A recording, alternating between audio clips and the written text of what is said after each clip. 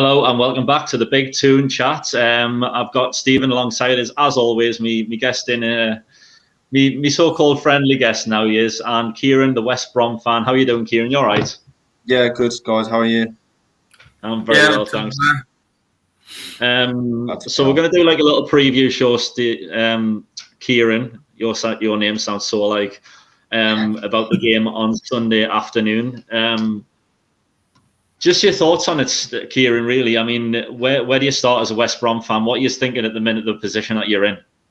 Well, it's funny because we play Everton in about an hour, so my comments could be quickly out of date depending on what happens with this Everton game. I mean, either way, I'm kind of looking at it as, you know, home against Everton against Newcastle. So it is not to be a cliche, but it's a proper 6-pointer, isn't it? And I'd like to maybe not get revenge, but I think we played very well last time we played you, and I felt a bit hard done by Dwight Gale's goal. Had to be him, but yeah, I'm quite optimistic about it, to be fair. Okay. Stephen, we always say this sort of thing, that strikers return to haunt their former clubs. Is that right? Dwight Gale returned to haunt West Brom. Do you think that could happen again on Sunday?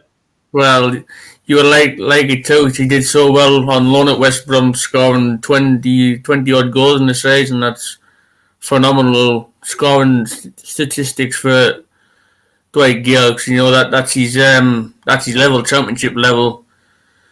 He's, like you say, he's never been a Premier League striker. I would have thought he would have completed the move back to West Brom or something like that. Because even to help them this season, I think he'd have been a good asset for West Brom. I know you've got decent strikers at Mbai, Dianga, whatever you call him. I don't know his name, but he looks a good player, that Dianga. But I think you could have done with somebody like a Dwight Gale, who's like a kind of fox in the box, poke home for about 3 yards out. It's somebody like him. You would probably benefit from a move to West Brom in months of his contract at Newcastle on the bench. Yeah, you just touched on Dwight Gale there. Obviously, bit of a fox in the box. Kieran, do you think he's a championship striker, or do you think he's a Premiership striker? I think he's a championship striker now. Like Stephen said, he did score 24 goals for us, I think it was. Yeah. I mean, I don't want to say it was easy, but he had some incredible players. Right, he was Harvey Barnes giving him balls in the box in that championship season. Jay Rodriguez, you know, we had Matt Phillips, who was on form. We had a great squad, so I don't want to say it was easy for him, but it doesn't come better than that, you know, for a striker. And if he was ever going to make it in the Premier League, it probably would have been by now. What is he now? Like 29, 30? Yeah. I think, you know, his time's passed in that sense. But, you know, he's scored a couple for you this season, I believe. And, you know, it seems like he's always got that chance of just coming off the bench and nicking a header like he did against us. So, yeah, not a Premier League striker, but useful. Yeah. And what do you make of Sam Allardyce coming in, taking over the reins, given his relegation record that he has? Do you still have faith in him? I do. I mean, the first 5, 6, 7, 8 games were so rough. You know, we lost 3-0 to Villa, 5-0 to Leeds, and I think it was 4-0 to Arsenal within the space of like 10 days. And I was just thinking, like, you know, he's out of his depth here. We're clearly a championship squad. But since getting in the signings, like Stephen said, Mbaye Diagne, Yukolsu from Celta Vigo is a CDM, and he's been magnificent. Even players like Robert Snodgrass, all of a sudden we look like we might have a chance. I'll be honest, the only reason I think we might actually still have a chance is Allardyce, just the fact that he's just so experienced in getting teams out of trouble. So yeah, there's a small chance, but that's all it is. Stephen, obviously, Kieran being the West Brom fan, I think his frame of mind at the minute is it's probably a good time to play Newcastle with the way things are with the club at the minute. There's injuries all over the place, and we're being leaked as if we've had a training ground sort of bust up as well. Do you think it's a good time to play us at the moment? Well, I think it is. Like, we're in disarray at the moment, so if we're going to pick up another win, it's going to be against Newcastle. We've got ravaged by injury. We've got our 3 best players out: Callum Wilson, Miguel Almiron, and Alan St. Maximin, who would cause havoc against West Brom defence.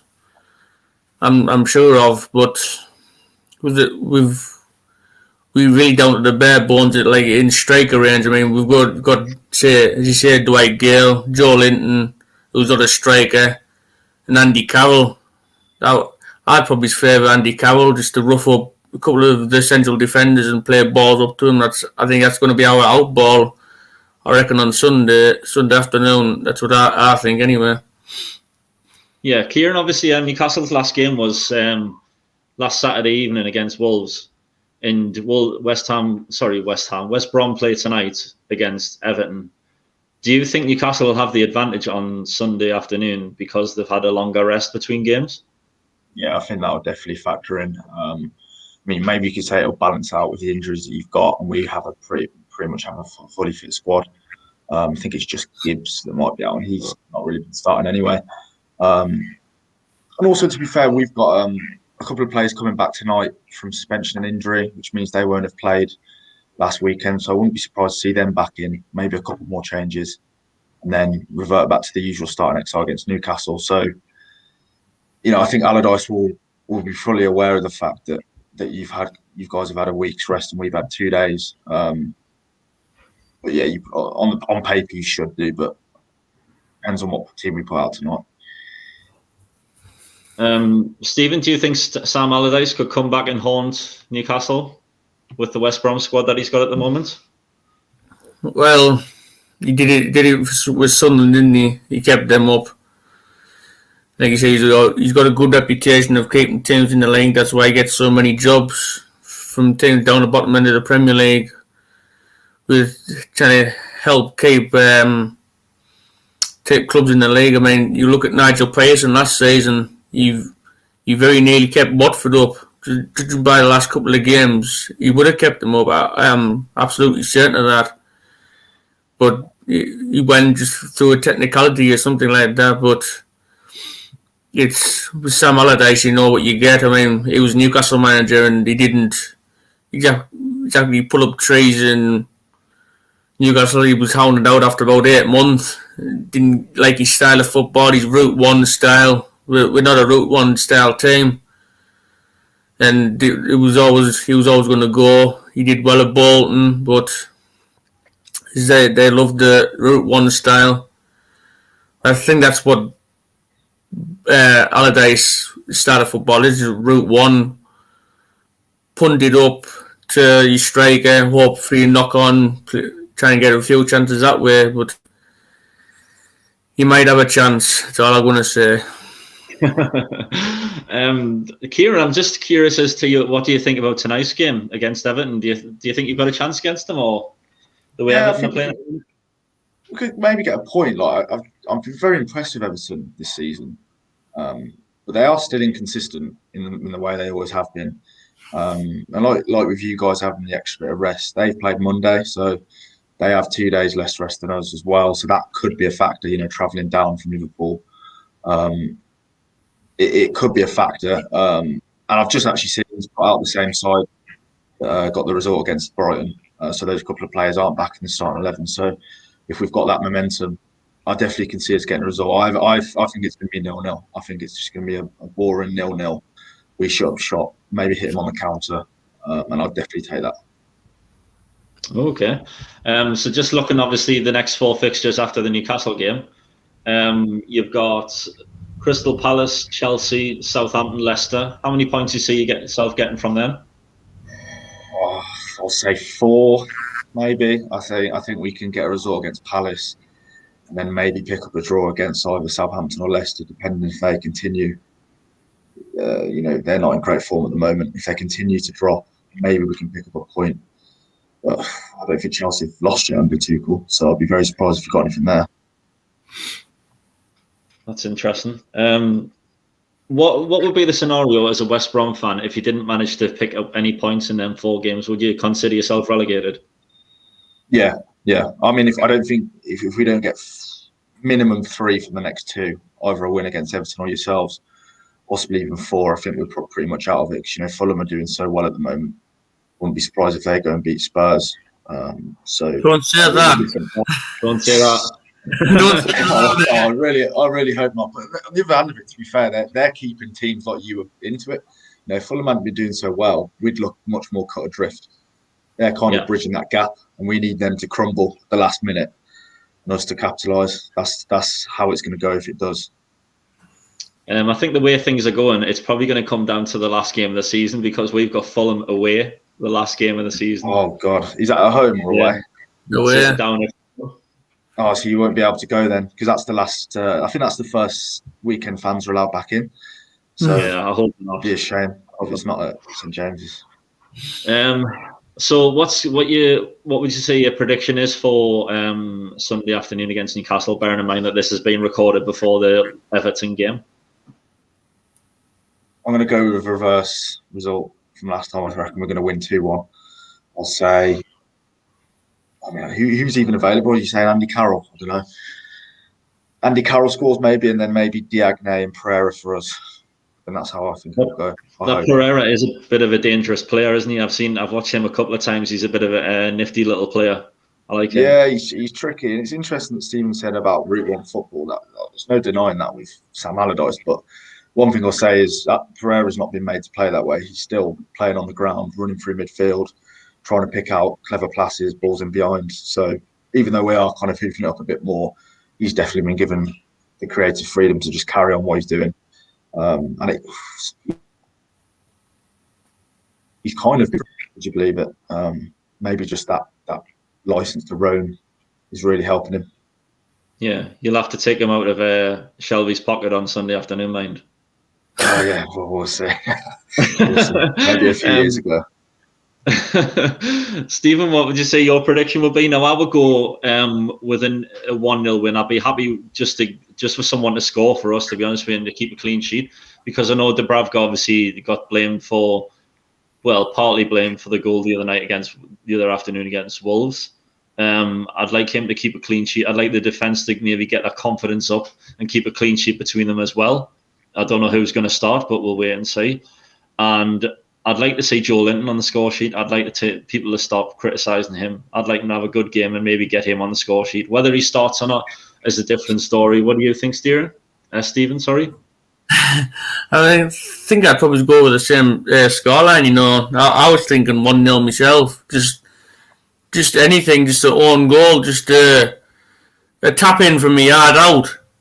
Just something we can build on, even if it's early in the game. Just sit back and defend for however long's left in the game, how long we ever score. But that's what I would say. 1-0 to Newcastle. Just want that win. Just one goal just makes a difference. And for Dubravka to have a better game, and defence have a better game, keep a clean sheet, like you said, Kev. Just something. I'm not going for anything outrageous. I just want just a simple 1-0 win, own goal or a tap in from the yard out. I'm not setting me sights too high. Kieran, obviously Pereira is the top scorer for West Brom with 5 goals. West Brom has scored 20 but conceded 55. That's like an average of just over 2 a game. Does that worry you going into the last few games of the season? 55 is just a bonkers number. It would 3 or 4 games, God say, but we're unbeaten in 3. It was 0-0 against Burnley. We've got two clean sheets against in the last 3, I think it is. Yeah, and we conceded 1 against Man United, which was pretty much an overhead kick from Fernandes. So we've definitely improved at the back. So I'm not as worried as maybe I would have been 3 or 4 games ago.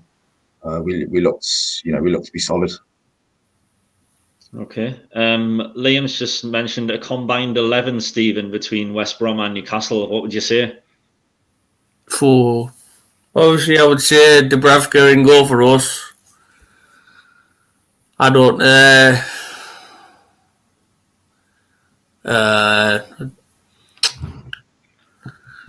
God, that's put me on the spot. I don't know any West Brom right backs actually. I'm just trying to do Newcastle West Brom, that kind of thing. We've got Darnell Furlong at right back. He did score against you last time, actually. Put Darnell Furlong at right back. Is that because you don't have any confidence in Emil Kraft? Yes, absolutely. I'd rather have Darnell Furlong. Anybody. Even I could play it right back better than Emil Kraft. Anyway, we'll move on. I would have probably the Cells He's our captain, and probably is Bartley for their captain. Jamal Lewis. Right, who we got in right mid, Kieran?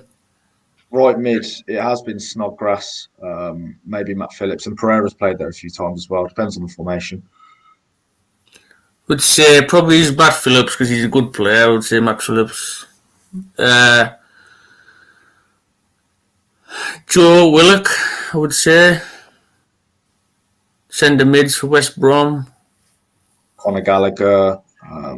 He's good, yeah. Been great. Conor Gallagher's a good player. Got Maitland Niles as well. Decent young player, that Conor Gallagher. I like him, but he's always got a booking in him as well. That's the only problem. Yeah, I think he's 1 or 2 away from suspension, I believe. Yeah, I watched him against Spurs, I think, a few games ago. I think it was Spurs. I don't know who it was against, but I'm convinced it was Spurs.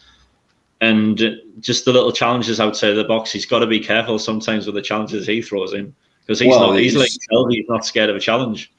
Yeah, I mean, did you see all the ordeal with the Brighton free kick the other day? That was actually Gallagher's just, coming in from behind, giving the free kick away, and then obviously everything happened with VAR and the open goal. But he's definitely free kick happy. There was massive confusion on that, wasn't there? Yeah, it was bonkers. I mean, like as an Albion fan, I'm not going to complain, but it just shouldn't have got to that point, should it? Really, you should have just obviously, like with the keeper halfway across the goal, you shouldn't. Don't blow your whistle. That solves it all. But I don't know. I felt sorry for Lee Mason in the end. You've got 22 players and the whole bench screaming at you. I thought it was a shame. Yeah. Touch on that in a second. Do you want to carry on, Stephen? Yeah, I would say that Conor Gallagher probably is at centre mid. He's a good player. Left wing for us. Saint-Maximin. He's not playing, is he? If you're just combining them, yeah, I'll put Saint-Maximin there all day long. You know what you get with Saint-Maximin. Mm. And maybe he's put... I know Wilson isn't fit, but I'd put probably that Dianga and Wilson up front. That's interesting. I'll probably stick with the same team that you've just mentioned. The only one that I would change is probably Gallagher for Pereira. That would be probably the only one I would change, just because of Gallagher's disciplinary record, the fouls and stuff, whereas Pereira's more of an attacking, creative player. So that's probably the combination I would go for. Do you agree, Kieran? Or yeah, I mean, you could probably get Pereira on the right because he does drift in instead of Phillips. And then, I mean, given what I've seen in the last 4 games, I'd put Kosu instead of Gallagher. He's a real player. I really hope whatever happens this season, we sign him. But if he keeps playing the way he does, won't be surprised if someone like yourselves went in for him. If you guys end up staying up as well. He's just a proper CDM, tackles, getting the ball out. He's just an all-round defensive midfielder. So I think he suits that role a bit better than Gallagher. Yeah. And lastly, just coming on to the relegation battle, what do you think of the relegation battle at the minute? Yeah, I mean, like I said, I think it's actually good. Fulham are playing well. It's pulled you and Brighton into it. I'd say Burnley and Southampton are probably safe. And then it is just going to be Fulham or West Brom. I don't think Fulham and West Brom can stay up. It'd be crazy if Newcastle, Brighton and Sheffield went down. So, yeah, one of those 3.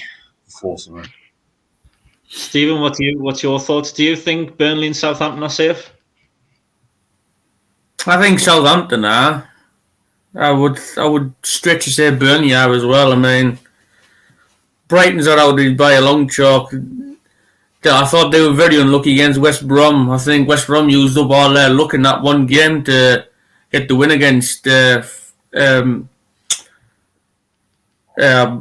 Sorry, lose my train of thought. When West Brom got the win against Brighton, I thought they used up all the luck in that game, getting Brighton missing 2 penalties and having that free kick disallowed. So yeah, I just think, my biased head on, I would say the three that's there now will go. And there's no disrespect, Kieran, but I just think it's too much of a task for West Brom to get out of it. And like I say, Fulham have been doing all right recently, but I think their problem is they can't score goals. All right, they've got picked up points, which is probably the main thing, but they can't score goals. Even that game against Palace, where they should have beat them out of sight, and he didn't do, and he got a 0-0 draw. But they feel like that was 2 points dropped for them. They've scored probably 2 goals in 3 games or something like that. You can't really score for me with Mitrovic. So I would say the 3 that's there now. So Stephen, let's say Newcastle and West Brom drew draw, and then Fulham decide to beat Tottenham, and Brighton win the next game. Would you still say that Burnley's safe? Because that would put all on them on 29 and Newcastle on 27, Fulham on 26. Yeah, I mean, like I said, Burnley. Like I said, I would probably about say they were safe-ish. I wouldn't say they were 100% yet. They probably need another few more wins to make it certain. But if teams below Burnley start picking up more and more points, like in Newcastle, Brighton, and stuff like that, they're gonna find it with the bums twitching a little bit and looking over the shoulder that they might get dragged into it. Excellent. Well, I'll wrap it up here because I know, Kieran, you want to go and watch the Everton game. Best of luck tonight. Cheers. Obviously, we're rooting for Everton, but best of luck. I've got to say that being a Newcastle fan. But thanks very much for coming on. Thanks for having me. No problem at all. If you've liked the video, please drop it a like down below and hit the subscribe button when you're there. Stephen, I'll see you again very soon, no doubt. But thank you very much for watching, and we'll see you again.